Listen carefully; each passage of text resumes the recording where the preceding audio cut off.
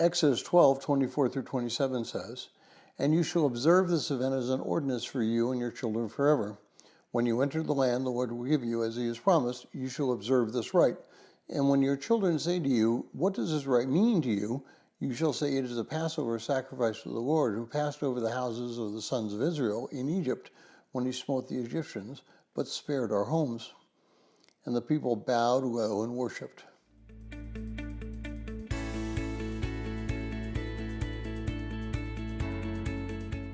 Well, if you're joining us in reading through this 90-day reading plan, today's reading is Exodus 12, 1 through 32, and I encourage you to read that passage. Why do we have traditions and ordinances in the church? Do we really need to look to the past for our current needs?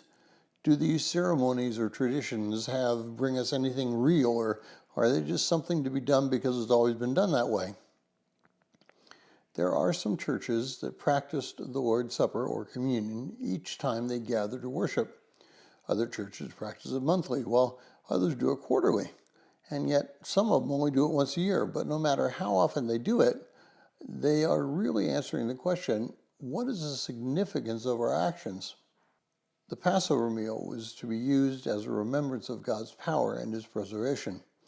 Those who were not actual participants in the event that occurred in Egypt needed to remember what did happen and why it happened. Without traditions, Christians would quickly fade. Even with the traditions that we have, in some parts, we have been overtaken by secular activities. Christmas time brings the presents and Christmas trees. Easter brings the Easter rabbit and marshmallow peeps. But for Christians, those 2 times of the year should bring much more significance than just presents and marshmallows. Those 2 times of the year should bring a reflection and repentance. The birth of Christ, celebrated at Christmas, reminds us that Christ was fully God and fully man. His birth reminds us that God is a personal God and wants to be personally involved with him. Easter should remind us that Christ overcame death by death, Hebrews 2:14 through 15, and that we have been set free.